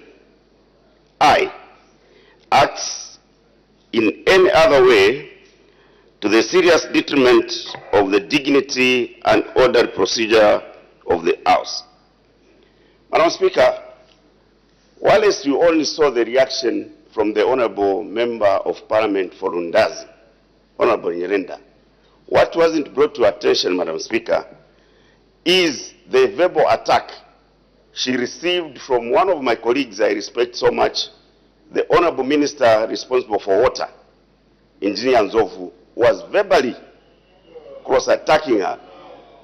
Madam Speaker, borrowing the words of the Honourable Minister of Lands. Order, Honourable Members. Madam Speaker, borrowing the words of the Honourable Minister of Lands, who says it takes two to tango. Was the Honourable Member, in order to even pretend, even as he is doing now, responding to me, in order to verbally attack a female Honourable Member who was quietly following the deliberations, and that's how she reacted in the manner she reacted. In the spirit of fairness, Madam Speaker, I thought I could bring this to you because this standing orders is provided for this purpose. I really seek your serious ruling on this matter, Madam Speaker. Thank you. Except that I didn't see any violence against any member in this House. However, Honourable Members, this is a dignified House, and you are all Honourable Members of Parliament. We deserve the respect to each one of us. We should not demean any Honourable Member of Parliament in this House. However, Honourable Members, should you be provoked, I think there is a better way of responding to that incident, rather than again disturbing the proceedings of the House. If the member for Lundazi was I don't know what transpired. There was a better way that she should have come or presented herself to the Speaker, rather than debating while seated, disrupting further the proceedings of the House. I'm sure there is a better way. And I would have given her a listening ear. So for that incident, if the Honorable Member of Parliament for Lundazi was hurt, she was supposed to present it in a manner according to the standing rules. However, honorable members, like I've already guided, let us respect each other, and especially the women. This is the month for the women. I think that is my ruling. The men, please let us respect the women. They deserve to be respected. So with that guide, we can make progress. The Honorable Member for Kaumbwe. Thank you so much, Madam Speaker, for allowing the people of Kaumbwe to give a follow-up question. The ZELAS program sits on the GSB, the Government Service Portal, and we can access government services through the ZAM portal. System failure of ZELAS led to interruption of services, government services, which within the Ministry of Lands, it led to data being locked. The data from 27th of January to 12th of February, and 4,236 applications were restored. Honorable Minister, is there any complaint from other government institutions that ride on the government service portal to have lost their data through the interruption of the services that was caused by the ZELAS program? There are a lot of other government institutions that are sitting on the GSB, such as ZPPA, ZRA, Ministry of Education. Actually, it's an e-government. So is there any report to have any of these other institutions sitting on GSB to have maybe having their information locked, and was that information restored? Thank you. The Honorable Minister of Lands and Natural Resources. Thank you for that follow-up question, and thank you, Madam Speaker. Not of what I know of. All I know is our issue at Ministry of Lands, that our ZELAS system was disrupted and we lost some data, but that data has since been restored. It's created challenges for a number of clients, and this is why we decided to come here, Madam Speaker, to render an apology, but also to update the public on where we are, and so that they don't get into a panic mode. And also to assure the public that we are doing everything possible as government to ensure that this does not repeat itself, because it was quite disruptive. Thank you. The Honorable Member for Kabwata. Thank you, Madam Speaker. Honorable Minister, this is not the first time that we are seeing some challenges with ZELAS. ZELAS is a very good system that was installed, I think, about 2 or 3 years ago. But however, I think ZELAS is also causing some serious concern, especially to the general public that tends to deal with the Ministry of Lands. If you look at the way the system has been failing. The system cannot go for more than 3 months running. It's either it will break or to have some disruption for maybe about 2 weeks or so, then it will be restored. So my question is there a way you can engage the supplier of this software so that they can upgrade the system itself? Because I believe that government must have spent a fortune.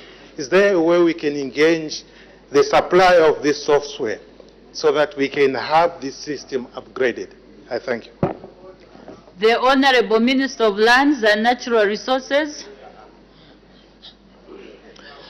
Thank you, Member of Parliament for Kabwata, and thank you, Madam Speaker.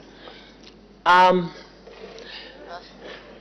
not sure whether what transpired this time around has ever happened. I think this is the first time we've had this serious disruption. Indeed, we do have some times when the system doesn't do well, especially because of load shedding, or maybe, the system that you're using is not effective. Maybe also it depends, are you using Airtel, Zamtel, and all those kind of things like we do on our phones? You notice that the phones, even when you try to make a call, you have poor service. And so that is the kind of disruptions or inconveniences that the system has had in the past. I think this is the first time that we reported loss of data. And this is the first time that we completely could not do anything as a ministry for a few days. We were just waiting on Smart Zambia to help us. So this disruption which occurred this January to February has never happened. This is the first time.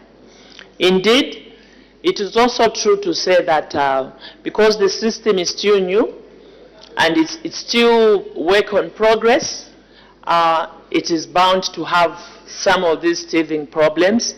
But as government, we have, through Smart Zambia and Ministry of Finance, engaged the supplier, and we are doing everything possible in engaging the supplier so that some of the issues that you have raised, which are correct, can be resolved going forward. Thank you. The Honorable Member for Matero. Thank you, Madam Speaker. Madam Speaker, it's known practice in this House and precedent been set that when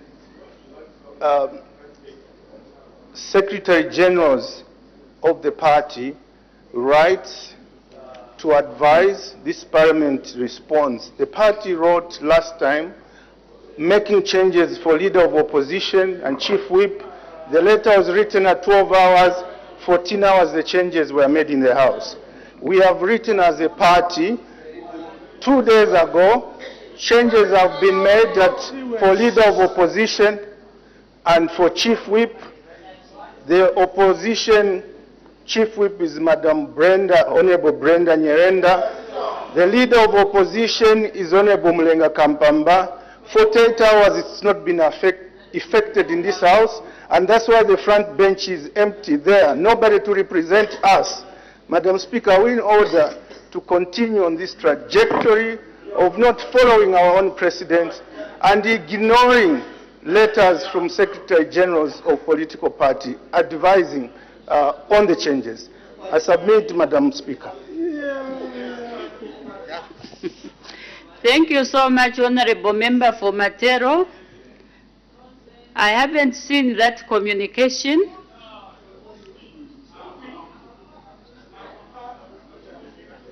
Order.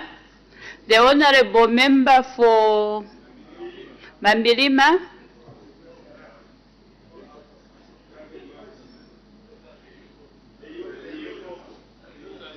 The language is not good. Can you withdraw?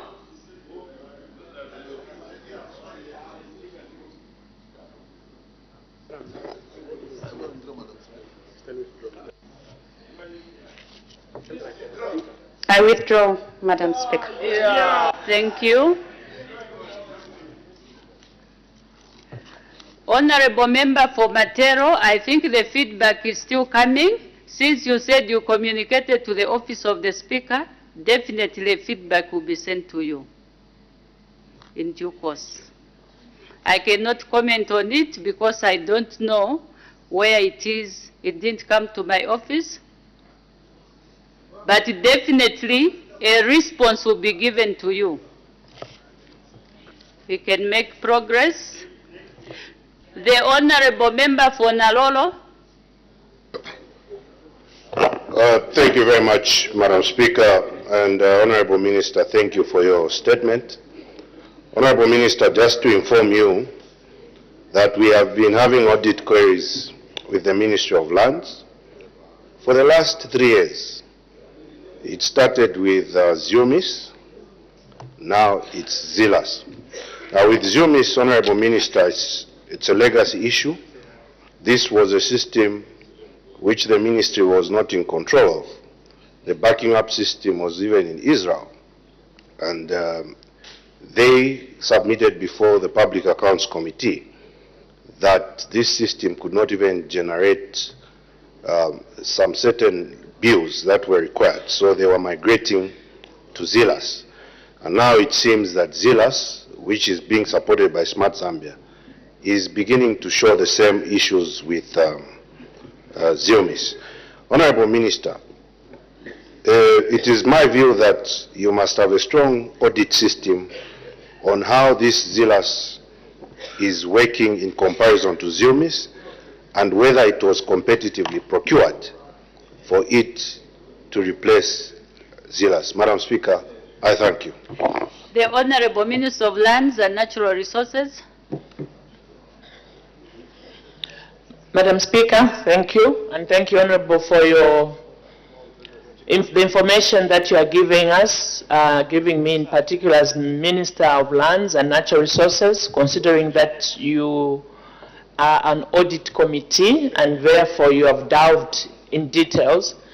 And all I can say is that as Minister, I'll be getting in touch with you and your committee to help us to get further information, since you did some audit verification of the system. Suffice to say that as a ministry, we have been engaging through Smart Zambia, the supplier or the person managing this system.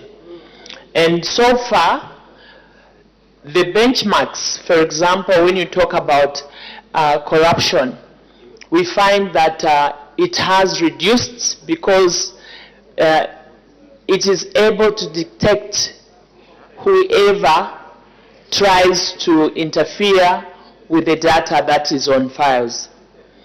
And also we find that it has reduced human interaction, and therefore it also means that it is able to be used by anybody from any parts of Zambia without them necessarily have to move from other parts of the country to come to Lusaka. So in terms of cost on the clients, that has also helped. So like I said, Madam Speaker, from the beginning, the system is good, but it has issues. And it is those issues that we are working on to ensure that we perfect the system. Thank you. The Honorable Member for Chikankata. Thank you, Madam Speaker, and thank you, Minister, for a good statement. Minister, having the system being disrupted for 5 days, it means that government lost a lot of resources. What assurance are you giving the Zambians that this situation will not recur in future? I submit, Madam Speaker. The Honorable Minister of Lands and Natural Resources. Thank you for the follow-up question, and thank you, Madam Speaker. Indeed, when there's a disruption, you're bound to lose resources for that time. And not only government, even our clients, in terms of losses of business because of the inconvenience. But the good news is that once it was restored, once the data was restored, anybody who made payment, it was able to come back and they don't have to pay double. So there was an inconvenience, yes, There was some loss of business, yes, but we are able to get back to where we should have been without really saying that because of that interruption you have lost money and the money has gone, you don't know where it has gone. No. So yes, there was an inconvenience, especially to our clients. But like I've said, everything has been restored and we are now transacting. And those who had transacted during that period of time, they don't have to repay or pay any more money because that money is there, received by the government. Thank you. The Honorable Member for Lukasha. Thank you very much, Madam Speaker. Honorable Minister, thank you for the answers you're providing. I just wanted to find out... Order, Honorable Member. As the time is 16:40 hours, I suspend business for 20 minutes. You are still watching Parliament television. The House has gone on a 20 minutes health break, and under consideration is questions that are rising from the statement that was rendered by the Minister of Lands and Natural Resources on the system disruption experienced between 12th and 16th February 2025. Well, time now to look at what has been considered on the floor of the House since 14:30. Of course, we did have some announcements, and the acting leader of government business did move a motion that standing orders 27 and 123 be suspended to enable the House to complete all business on the order paper and all matters arising therefrom, and also to consider more than one-third of the bill on Friday, that's tomorrow, 20th March 2025, and on such completion, the House adjourns India. So this motion has been duly adopted. And there was another ministerial statement that was rendered by the Minister of Mines and Minerals Development, and this was on the financial viability of Konkola Copper Mines KCM and Mopane Copper Mines PLC. And still to come, we have questions for oral answer understanding order 82 to be considered, and there are 3 of them, and we also have 2 motions and 2 government bills. Just now we take a break.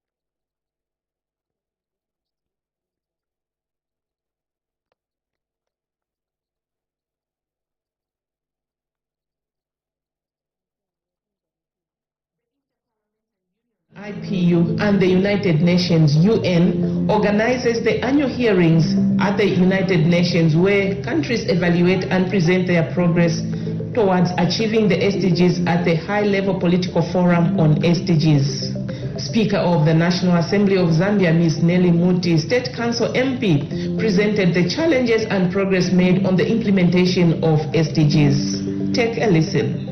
The Sustainable Development Goals represent a bold and comprehensive framework designed to address global challenges, including poverty, equality, environmental degradation, and social justice, while creating conditions for peace and prosperity for all. As we approach the 2030 deadline, progress remains uneven, with many goals off track. Mobilizing political will has become essential to reinvigorate national efforts and accelerate implementation. Political will is the extent of committed support among key decision makers for a particular policy solution to a particular problem.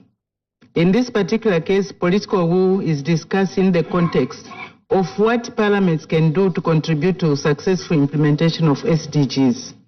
The biggest incentive to mobilize the political will of Parliament is that at the very core of SDGs is the fundamental principles of not leaving anyone behind.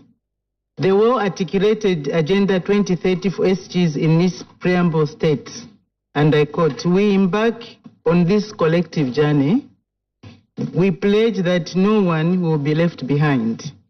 In this regard, no journey can be commenced, sustained or completed without including the people's representatives, the parliamentarians. Where this is to happen, such a journey will be incomplete. By virtue of this position, parliaments across the world in various democracies carry the responsibility of ensuring that the voices and concerns of all the people, whether rich or poor, are heard. Therefore, it is gratifying and an honor for me to be given this platform to contribute the parliamentary voice to this important discussion, which will explore how we can mobilize political will, which is a deep challenge in the implementation of SDGs. When we come to the first question, which is what explains relatively low levels of national ownership of SDGs, there are so many reasons, but I'm looking at four. The first one that I'm looking at is competing national priorities. The balancing of short political interests with long SDG commitments can be politically risky, especially in countries with frequent election cycles. The practice of prioritizing certain SDGs at the expense of others by national government is real and happening. Which SDGs are prioritized seems to depend, at least in part, on the level of economic development of respective countries and political interests, as well as political survival of leaders in government. The second one, which has been mentioned, is resource constraint. Financial investment. Developing countries, in particular, struggle with the limited fiscal space